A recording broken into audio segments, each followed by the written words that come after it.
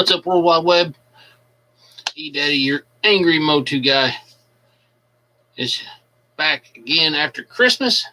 We need to finish off this incredible journey we started several weeks ago called The Adventures of He-Man. Now, so far, we've went through and we've covered everything about Prince Adam, Ular, Vicor, all the different canons and everything that we've gotten through time about them. We started last week on as we finished up Prince Adam. We started a little bit about He-Man, covered up to Filmation.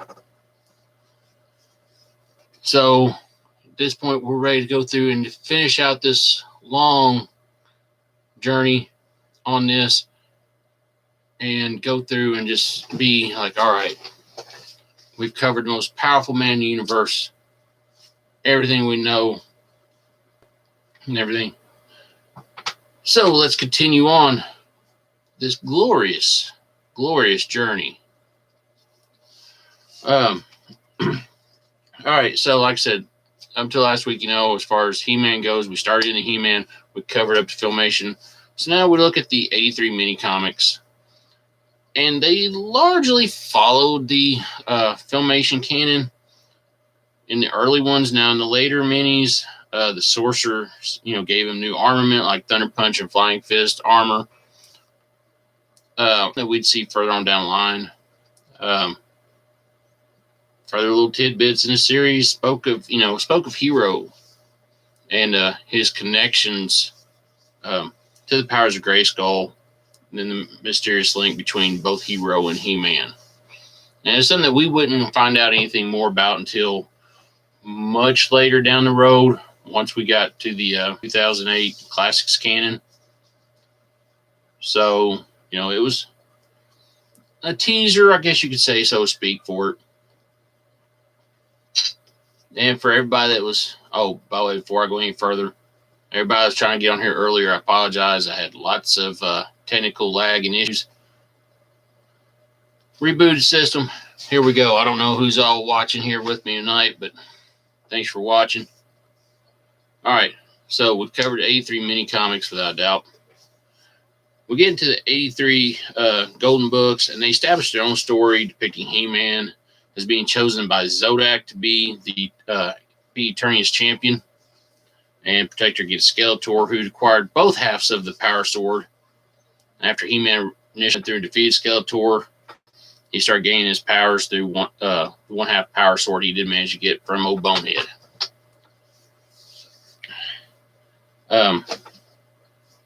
Which kind of still goes with the whole thing, the original story of must have been the Savage He-Man, the Savage Warrior that came out of the jungle. The 83 Italian mags. The earlier stories had a lot of similarities to the 82 mini comics, and He-Man was more of a heroic barbarian that neither black magic or brute force could stop him, especially whenever he was riding Battle Cat. All right, there, that was a pretty cool tidbit there. At some point, I usually go through and track down those Italian comics. Of course, in the first part of it, apparently there was no Prince Adam, but then later stories they started including more of the story that went along with Filmation, which seemed to be something a lot of them ended up doing, and I gotta kill that a little bit here. Good Lord. Give me such bad lighting in here, it's not funny. The German audio plays first mainly followed the Filmation story, but then eventually went through and started incorporating, continued on into the New Adventures kind of story. Where Adam's identity had been revealed to Skeletor aboard the Starship Eternia. Later on, it showed where, He-Man, if he went through and he struck the cosmic crystal they found on Denebrio, he acquired the power of the universe. After that, he kind of discontinued being Adam. had made his home on Primus. Never went back to Eternia, apparently. So I think those Germans had some kind of issue with Eternia. From there, 85, gave us the whole Princess of Power, with She-Ra. And we know how that one goes. They start out with Adam waking up, showing up at the castle, when the sorcerer's going, hey, you need to show up here. Sends him off to Etheria. He goes through, he takes another copy of the Power Sword that's got a crystal in the middle of it. Finds Adora. Gets her where she realizes, hey, wait a minute, I'm actually not supposed to be here. Gives her the Power Sword, of course. We know the whole story of the Princess of Power.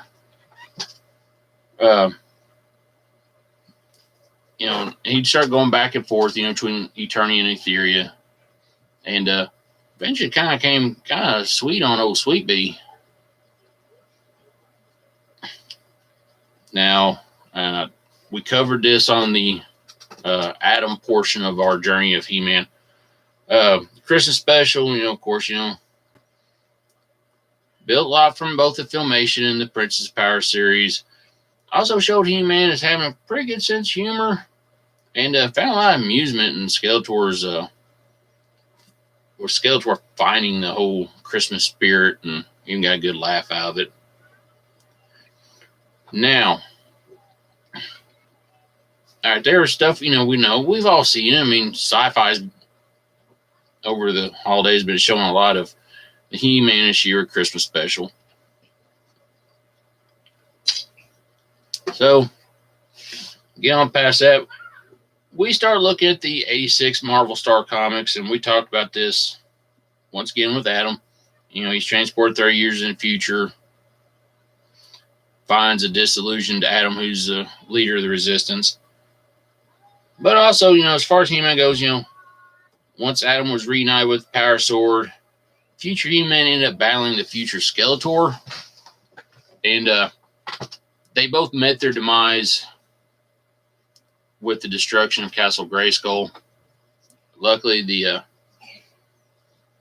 He-Man of the past managed to return home to Eternia, thus going through in his own time and doing away with that possibility of the two of them being killed off.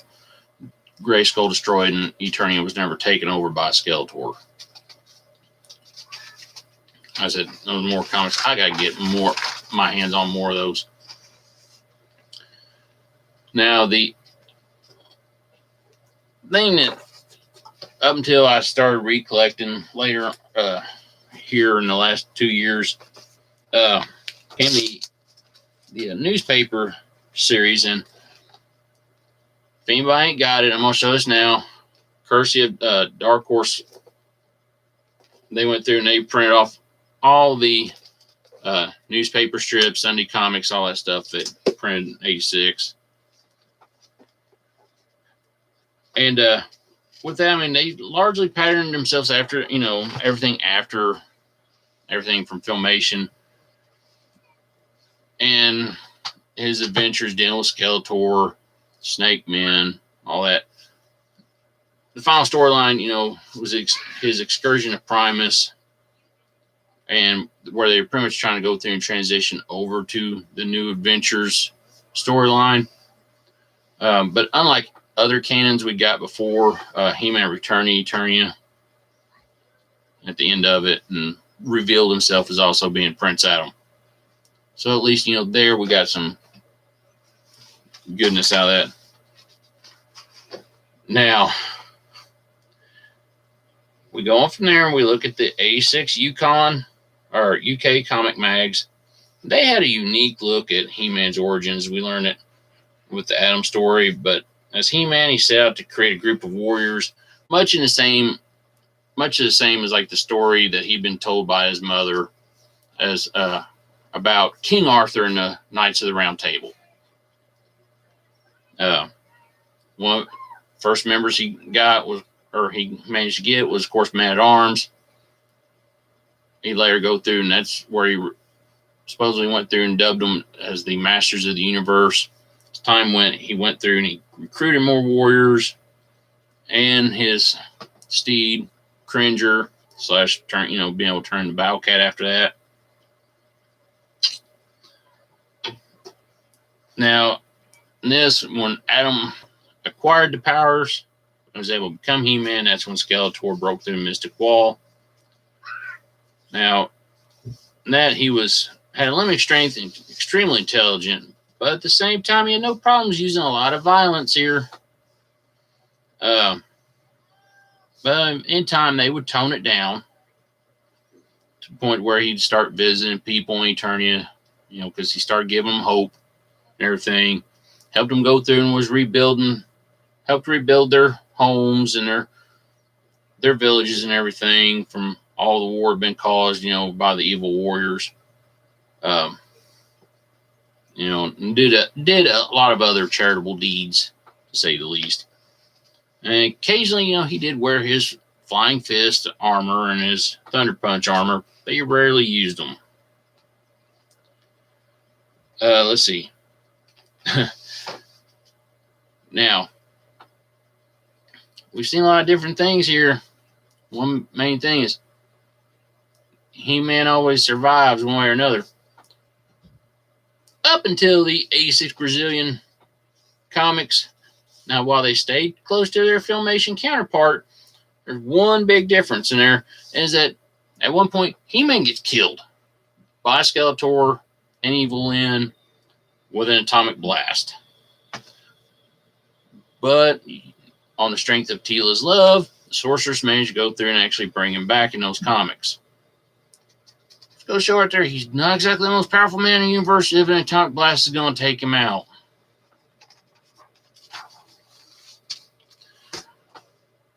Alright, now this is the part where I could say we're going to take a small break here from storyline canon.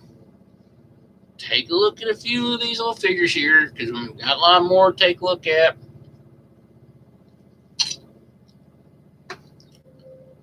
But the main thing is, because right now, I don't want to go into the next part, which is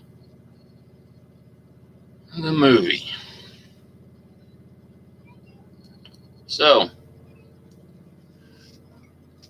even though I know we're not to the New Adventures comic line yet, New Adventures come out, or before New Adventures come out, they started releasing a new toy line of He-Man and stuff like that. We started getting these that were kind of had a little bit of some little action here, uppercut action. Of course, I don't have the sword for this one. A little bit of flexibility, different on the knees and the, leg joints and all that. You could get him to turn, stuff like that, and he'd raise his arms. Had almost like a small karate chop action, whatever. Now, I'm like a lot of others. When I saw this as a kid, I'm sitting there going, what the hell is this? I mean, we went from getting this to getting this.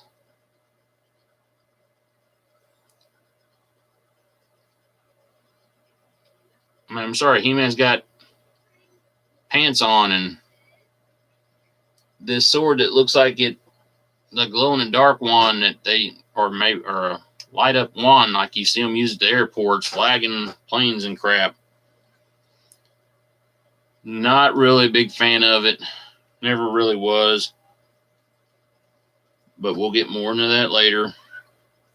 Now these have managed to hold up through pretty good throughout test of time. I did have another one that had the helmet on him. However, I got rid of it. I mean, at least in this one right here, we don't have him with a damn ponytail or anything else. Thank God. Had a kind of transparent, greenish, yellow colored shield, and like I said, the damn sword, we're just not going there.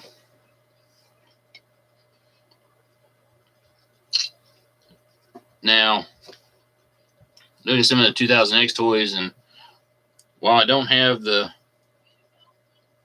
regular He-Man, I do have like the little McDonald's toy, and there wasn't really much difference. And I'll show the regular, or not regular, but Battle Sounds 2000X He-Man in a little bit.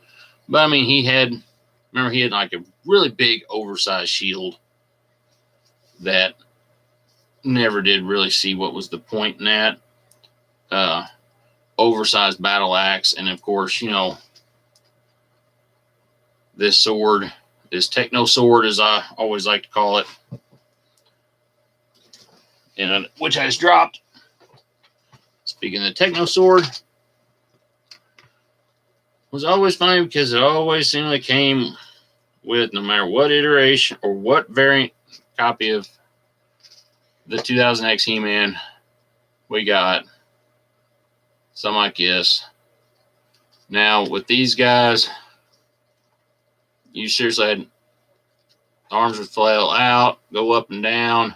The wrists had movement in them. Legs go back and forth and a little bit of side to side.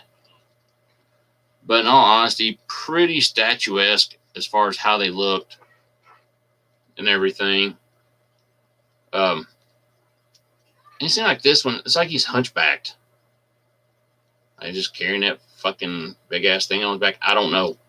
But this one, of course, you know, don't work anymore. But I mean, considering the fact, I mean, with the cartoon and all that, it was pretty cool to have actually gotten something like that and get, you know, a lot of different variants for He-Man. You know, I know they had like a Jungle Strike, an Arctic Warrior, your regular He-Man, all that. So I mean, we got several different looks on it, without a doubt. Now, probably one of my favorites is not exactly Mattel or Super 7 related, but the Mythic Legions line, they had their own particular take on He-Man in a way. It doesn't say He-Man on it. This is the Mythic Legions line, something done by the Four Horsemen. Like I said, gave us a different look on it, different name and everything like that. And I would be not doing it justice if I didn't show this. But we almost got like a medieval but older style He-Man out of it. You know, had a different look on the Sword of Power, big old axe and shield, without a doubt. But the sculpt on it and everything was just absolutely fantastic. Now, Mythic Legions, they called him Adamon, but without a doubt, any of us that collect Master Universe, this is something that we've all got to get a hold of, because I mean, just it was a great look as far as, you know, for something we could see later on down the road with He-Man before he became King He-Man and all that. You're pretty damn awesome looking, to be honest with you.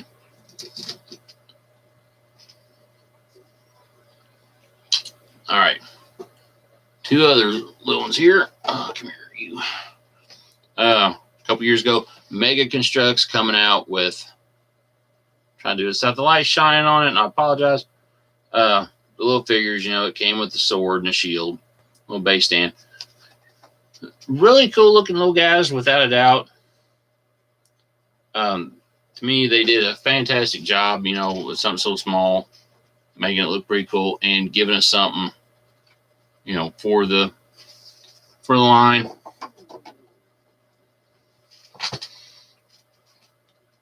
Now, that being said, you know, He-Man has been in many different comics have been produced, you know, through various lines, you know, especially here in the States. Whether you look at him being part of the Marvel universe, him being part of the DC universe. Now, a lot of people that know me know that I love doing customs, in which We'll touch on that a little bit later. But I was like, all right, you know what? He stepped into the Marvel universe. What would happen if he managed to get a hold of, Thor's hammer? So, doing a little creativity here, using Thor's armor and all that, and He-Man with the Sword of Power. And he had Mjolnir, but Mjolnir has disappeared. Maybe he went through and forged it with the Sword of Grayskull and really gave him the damn power. And I could see that in the Marvel universe, something like that happening. All right. We've gotten through those so far.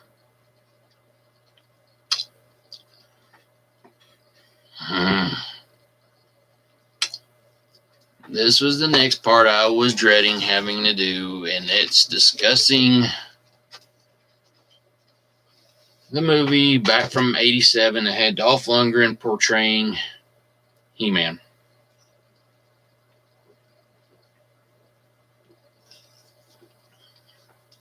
Now, in that movie, we never saw him transform from Adam. Basically, Skeletor's taking over Grayskull. Got the Sorceress hostage. He's going for the power. Got this little creature, elf creature, whatever. Gwildor run around, makes a cosmic key. They end up getting transported to Earth. Losing the key. Gotta go through and get it back, deal with Skeletor and all the rest of them. Gets captured. Eventually goes back to Eternia. Gets, Skeletor. Beats Skeletor, who turns into a godlike figure and reclaims Grayskull. We can say what we want to about the movie.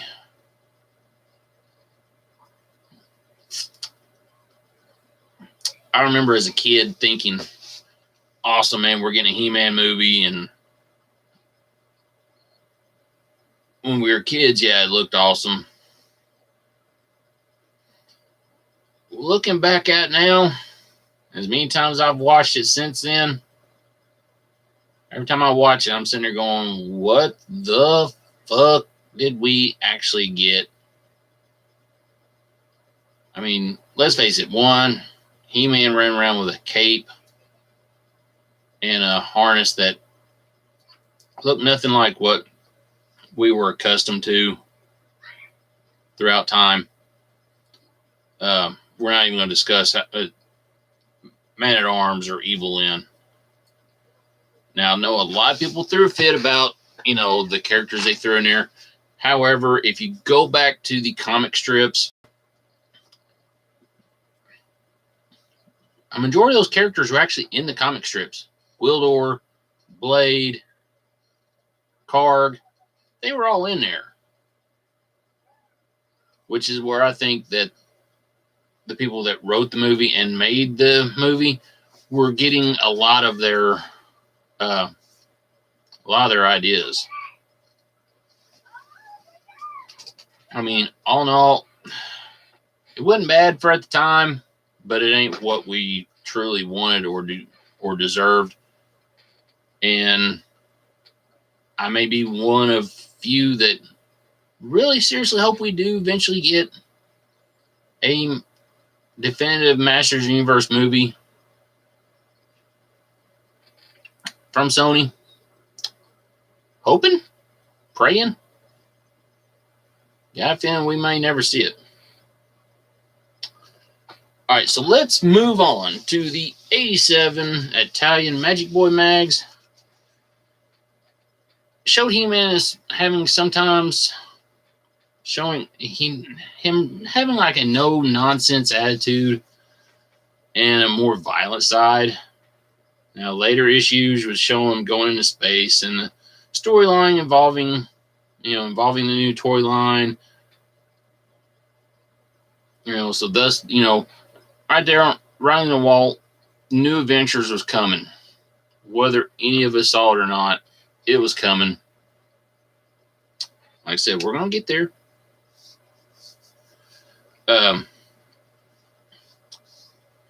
Now, that one, he also kind of like permanent, he went there and transformed, permanently stayed in being He-Man, went through and severely injured Skeletor when he took his sword and shot a blast of energy at him.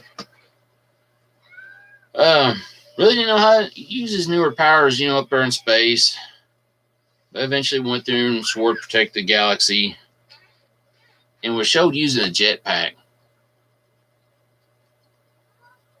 Thank God we never seriously got anything like that anywhere else. Now, since we're getting in the new, everything's starting to show towards New Adventures. Here comes 89. We started getting new toys, and I showed the new Adventures of He-Man toy earlier. We started getting new mini comics to go with them. So in 1990, here comes the new He-Man. New look. New sword. Of course, he's still going through and battling Skeletor. And it already, got transported off to the future. We all know, all of us that's watched New Adventures. Going to Primus. He had a thing for Mara. She had a thing for him. Whether you want to admit it, whether they ever wanted to admit it or not. And those cartoons that it had a great storyline. Me personally, I never really cared for the artwork, the animation behind it. And let's face it, we sit there and we see the toys, in which apparently that's up and disappeared now again. Go figure. Enough said. Right here. We got Adam running around with a hippie with long hair. Flip shot. Missing his jetpack and all that. Why is everybody doing that to me now? Oh. I swear, it's like, talk about, I'm going live, guys. I'm going live.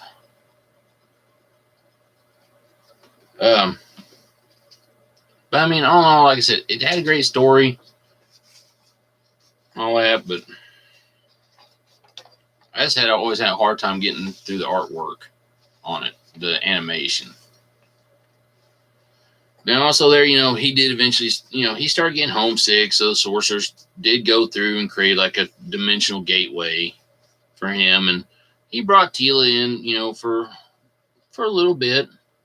And at the end, he freed Primus and decided to make that his permanent home. Never going back to the past, to Eternia. That's where he stayed. Now, from there, we really didn't get anything for over a decade. 2012 runs around, 2000X. We know how that one goes. They gave us a great backstory as far as how Adam became He-Man and all that. This right here, we do start seeing like new armament and new abilities. The Sorcerers gave him, especially once Snake Men showed up. Stuff for him to use. And all in all, it was a great take on it. Like I said, it filled in a lot of stories. One of those series that I really wish it went a lot longer than what it did. Hopefully, somebody one of these days will go through and pick it up and be like, hey, let's do this. Let's do that. All right. So from there, 2008 rolls around. Mattel starts rolling out new figures, classic styles with all kinds of points of articulation, stuff like that. And so with them, we got new canon, a whole complete life story on how Adam got the power and became He-Man and all that. We also learned from it that after many years, Skeletor went through and used Faker to go through and to frame He-Man, saying that He-Man went through and killed King Randor. No, he went through and transported Randor off to Despondos. He-Man and them became renegades, trying to fight back. He-Man goes back in time to pre-Eternia, teaming up with King Grayskull and Hero against the Snake Men Horde and Skeletor in the first Ultimate Battleground. Of course, the whole point of He-Man going back in time was to go through, find the key to go through and defeating Skeletor once and for all. He did discover the key, key to defeating Snake Men in his own time was the spell of separation. Eventually went through and he returned to present time Eternia with a captured Skeletor.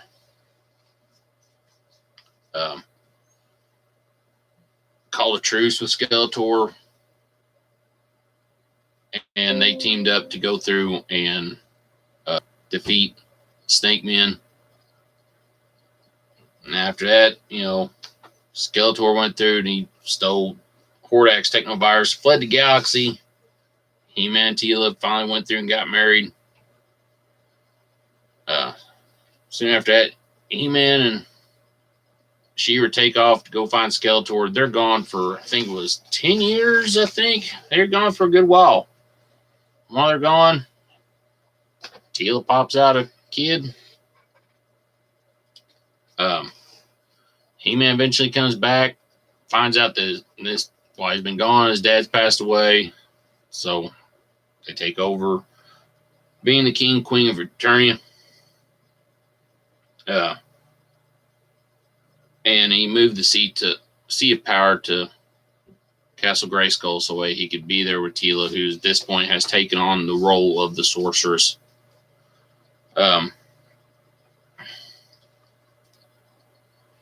Let's see, what else was there? And trying to make a symbolic gesture of peace, for peace to be on Eternia, went through and created like a force field anvil and put the sword power in there. Which later on his son would go through and take up the power, becoming Hero 2. There was a third Ultimate Battleground, and King He-Man would rule alongside his family for a long, long time. Skeletor would be resurrected back as Keldor.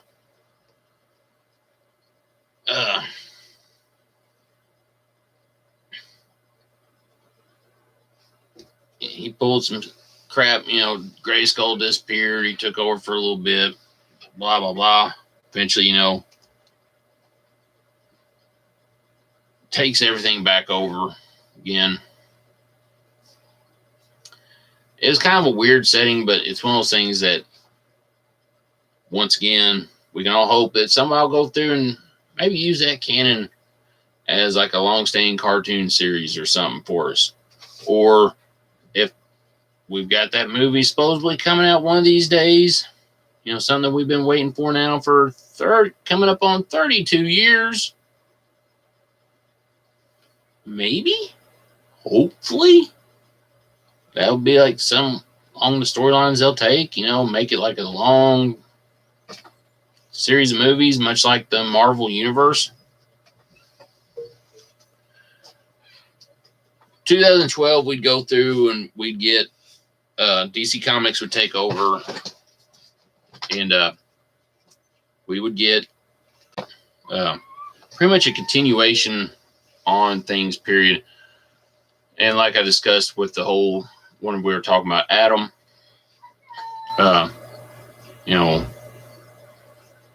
He-Man, Adam would go through and they'd break the sword, reforge it a couple times over. He traveled to Earth and ultimately defeat both Skeletor, become Master of Death, and Orko, who had long ago screwed up a lot of crap and helped Skeletor and them win. Come back, help defeat the Horde and Hordak from ultimately taking over everything. Like I said during the when we were going through Prince Adam, it was one of those series of comics that's a great read. Does have that 6-issue miniseries like right in the middle that talks about them going to Earth and dealing with the with members of the DC universe. And it's a storyline that they have revisited currently. They've also done a thing where they've met up with the Thundercats, and of course He-Man and Prince Adam both get killed, resurrected.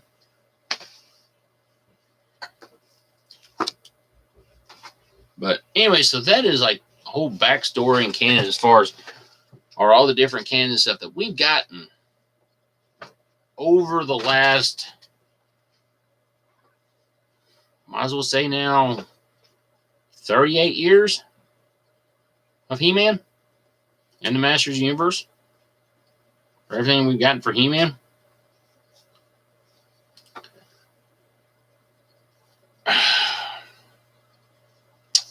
Honestly, I really wish they'd go through and find.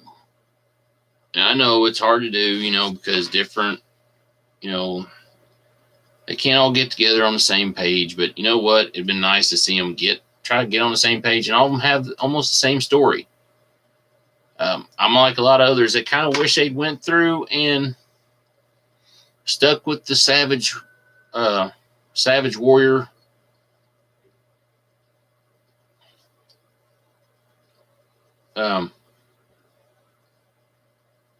That version of He-Man that was come up with by Glut and Akala to continue that storyline. Do like an alternate universe type of thing. Kind of like something we've seen in Star Trek. Just saying. But overall, I mean, his power's been mainly used for good. Yeah, he did eventually go through and go, you know what, I'm tired of being Adam. I'm going to use this all for good. Now, that being said, while I'm the Angry Motu toy guy, it's time to talk about some of these toys. We've covered different toys throughout this entire look, from the Filmation figures we've gotten from both Mattel and Super 7, the original vintage figures, all the little offshoot figures we've gotten, the new Adventures ones. So now we're going to cover all the classics. And where else can we start but with the original, and this ain't the original, it's like second gen version of He-Man. This, we got, instead of like the Filmation where we just got half the power sword and such, and I'm just, okay, yeah, it's still there. We got a full size power sword with him with both halves. Did get the half power sword. Got the shield, got the axe. That's incorporating, all aspects He-Man. Along with his harness. Of course, get the head that's got lots of turnability here. The arms and everything. Had all great joints like that. Of course, had his ab crunch motion. Legs, knees, stuff like that, held together great.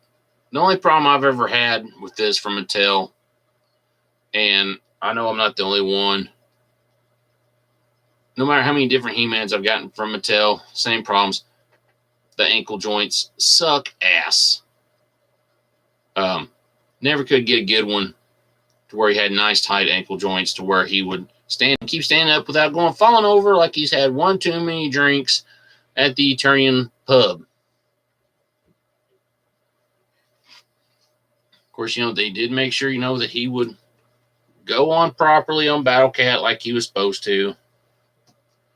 Where is my big Battle Cat? Da, da, da, da, da. Of course, that being said, here we got a upgrade Battle Cat. We'll get to Battle Cat and Cringer later on. But, he would fit on there like he should. And to be honest, it was a great look and everything. It was great that we got him. Now, the original Classics He-Man, we all know, had the red around the eyes and everything. And, of course, we would get the He-Man versus DC Universe one that had the different colored bracers and all that. Put him up on Battle Cat because I've been wanting to do that for a while since I unboxed him a few weeks ago. So I was getting ready to do this ever-longing special. Now, I don't understand why we couldn't have gotten the ankle joints. I guess we did get a Battle Armor He-Man, much like his Filmation Vintage counterpart did come with the axe. Now, instead of having the little motion on here where we could go through and tap it like we could on the original, it had the replacement pieces where we go through and change them out. Pop it loose, change them out. Real cool look. Bracers and all that were the same, but we had better ankle joints on this one than any other figure than the original, the regular He-Man. It was definitely a great look for the, for the Battle Armor He-Man. Couldn't really go wrong there. Get to the Flying Fist He-Man, and I don't know where his Flying Fist piece went to. My son loves hijacking that stuff. There's his shield, at least. We got the armor and everything. We didn't get the what is it called? The Flying Fist Brawl look to it. We got like a full body armor piece, spinning disc shield, and really, I really wish I knew what he did with that. And watch, I'm gonna find it. I'm gonna look down here. I bet you anything I find it, and I'm gonna be a liar. Oh yes, I am. I'm gonna find it. So we got the little spinning piece there for it.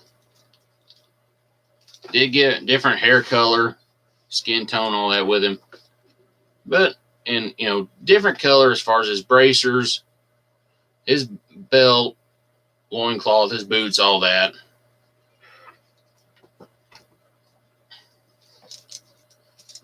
Did get a Flying Fist one.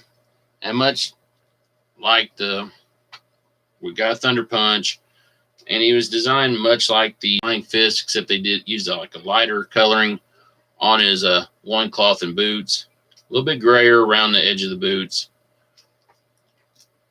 Nice little touch. He went through and gave you the backpack, which you could go through and you could tilt it out, and it would look like you could put the little caps in there, and to where it's supposed to look like he's giving that Thunder Punch. They gave him the little piece on there, the power and the energy is where he's going through and smacking the crap out of Skeletor. Much like the vintage Thunder Punch version, we got a clearer looking sword of power. One was like translucent. And for that, I can never understand why they did that. Why we just didn't get a regular sword of power with him. I mean, honestly, what would have been the difference? I mean, he was Thunder Punch, in the main costume, he's Thunder Punch. I don't remember seeing a clear sword. From there, we'll change it up a little bit. Talk about him going back in time. This is a pre-trained disguise He-Man. Now, this one did come with him, the gun and the cosmic key, which are around here somewhere. Here's his gun that came along with it. Somebody has hijacked his cosmic key. Skeletor's running around here somewhere trying to probably screw up my special with this. Like I said, and going from the 2008, classics canon, it was a nice little touch, even though, they gave him, the red boots and maybe something like that would have been using for a Santa Claus He-Man. I mentioned something about Holiday He-Man in this special. Crap.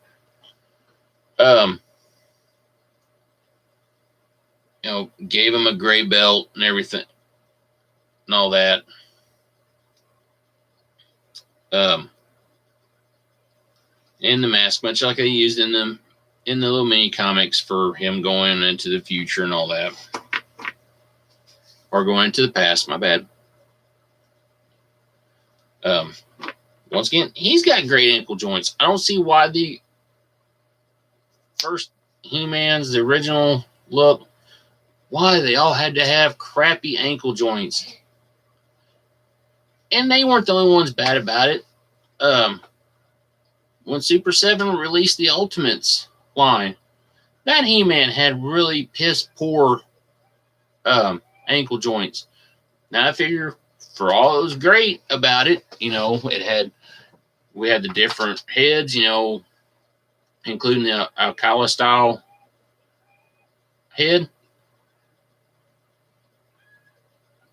Same thing as any other He-Man, regular He-Man figure. Shitty ass ankle joints. Now Mattel did go through and do something online. They had a Snake Armor He-Man that was a 2-pack with the 2000X King Hiss. Gave him the Techno Sword. Gave him his Snake Armor setup. Now it's a shame they couldn't go through and do a 2000X style regular He-Man. And like I said in the 2000X description, they gave him, Sorcerers gave him some new power, new armor. Go along with it, this, he had a snake grabbing armament. Some better armor to go through and protect him against Snake Men. I love the way that they did this. This came out actually looking pretty damn awesome looking, just to be perfectly honest. Of course, once again, one of the things I really didn't like with 2000X was the Techno Sword, or the Techno looking sword. But I mean, all in all, did a pretty nice look with it.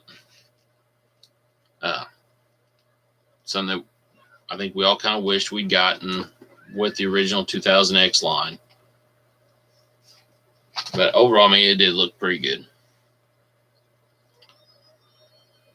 Now, no amount of toys would have been complete unless they'd done this, and luckily for us, they did. They did it. They gave us He-Man at the end. They gave us King He-Man. Once he'd returned back from searching for Skeletor and Adora, they gave us King He-Man. Who, of course, through times went through and he's upgraded his stuff a little bit. Now here he went there and he left with one sword and he comes back with a beaten, battered power sword that looks like the Techno Sword from 2000X. And I know through canon, he's been able to go through and reforge his sword, stuff like that through time, give himself a new power sword. I just don't understand why they went through and chose to use that sword for him. Why couldn't they have given us a beaten, battered version of the power sword that we're all used to? Of But anyway, so that is my look, my take, my personal opinion about what we've gotten toy wise. Giving you all great backstory canon for He-Man, Prince Adam, Ular, Vicor, whatever you want to call them. Start with. And with that, we close 2018, having covered the most powerful man in the universe. All in all, we've gotten some great canon stories for him over the years. I ain't gonna say I necessarily agree with the classics canon that we got in its entirety. I would have loved to have seen also an alternate version of He-Man, not the He-Man Prince Adam version, but the He-Man that originated from Ular. But yeah, I mean, we've gotten some great stuff with He-Man over the years, and we would be amiss to say, hey, you know what?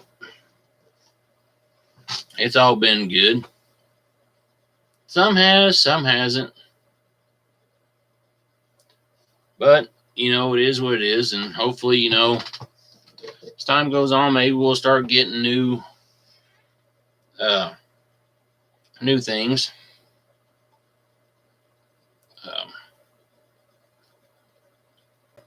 As much as I like to complain and gripe about it, I'm still holding out a little hope here that Super 7 will start giving us some alternate looks, alternate takes on not only He-Man, but the rest of the Masters. Now, with that being said, be the last episode for season 1 of my Angry Motu Toy Guy. I'm going to take the rest of the year off. And sometime in January, I'm going to go through and we're going to continue on the live show for the toys and discussions. Also start doing some new things. We're going to start doing some customization looks. Start talking about custom figures, stuff like that. Stuff that I've done that I think would be awesome to eventually see one day put out there in the toy line, because I think there would be some great backstory to go with it. I've done some backstories with a lot of the customs that I've done. I'm going to go through and start inviting people on here, fellow collectors, and you never know what we might discuss. We might discuss the pros and cons of what we're getting from Super 7. We might discuss the pros and cons of what we got from Mattel. We might go through and take a look at different things. So 2019, expect to see not only a lot more of my mug, but a lot of different varieties as far as stuff we do here. Once again, I got to throw a shout out to all the groups on Facebook that have helped out a lot with my passion again for collecting again. Everything Motu. Speaking of which, I'm also going to start going through and reviewing other toys and stuff like that that's come out. Start trying to get some other product in. I've got some other stuff in. Go through and start reviewing that. So,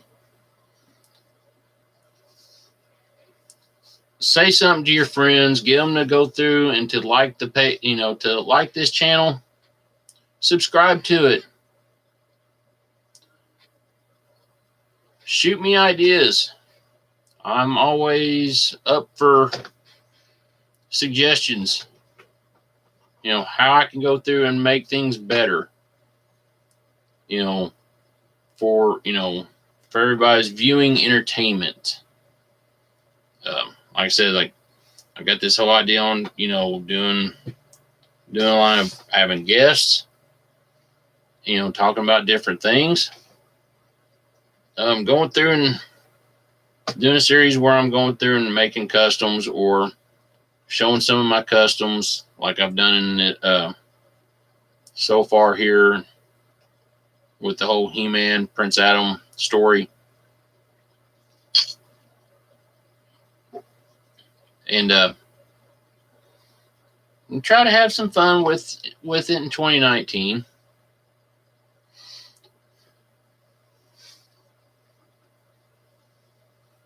But like I said, I got to go through and thank everybody, that do watch this, that do subscribe to this, and I hope, this time next year, I'm still doing this, and we're got a lot more subscribers and everything. Everybody's enjoying the channel. Like I said, feel free to shoot me your comments, feedback, ideas, and such. And like I said, go out there, tell your friends about this, have them check it out, get them involved in these groups.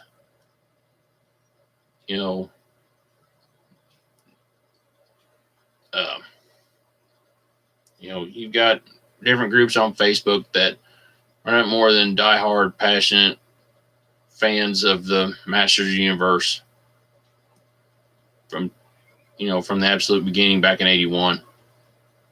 That they still love this day. Loved it as kids, still love it as adults.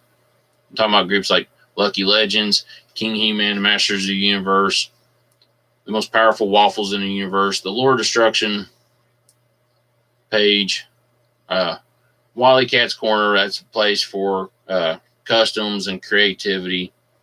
It does cover a little bit more than Masters, but a lot of his Masters, you'll find me on there quite a lot, going through and showing off custom work, stuff like that, which is something I'm going to start trying to do more here on.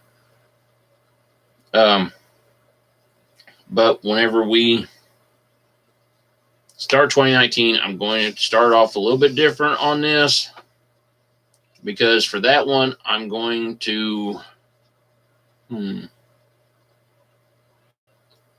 do something a little bit easier. Maybe we'll discuss what we got with maybe the Battle Ram, maybe the Wind Raider, maybe Stridor, Night Stalker, maybe Roton. But anyways, everybody, hopefully y'all had a safe and Merry Christmas. Hopefully you have a safe and happy New Year's and all that. So until some point in 2019, this will be the last time you see the Angry Motu guy in 2018. Until sometime in 2019 for season 2. Like I said, like and subscribe to the channel, to this channel. I got plenty more stuff to do, plenty more figures. Maybe, I keep looking at them. Maybe soon we're going to delve into and discuss the Funko figures of the Thundercat. Those beautiful 5.5-inch Thundercats figures. We're going to go through. We're going to look them over and talk about them. Like I said, we're going to look them over real good. Look over the Series 1 figures that managed to acquire. That being said, I'm E-Daddy, your angry Motu toy guy. Until next time, much peace, much love. Peace out. I am gone.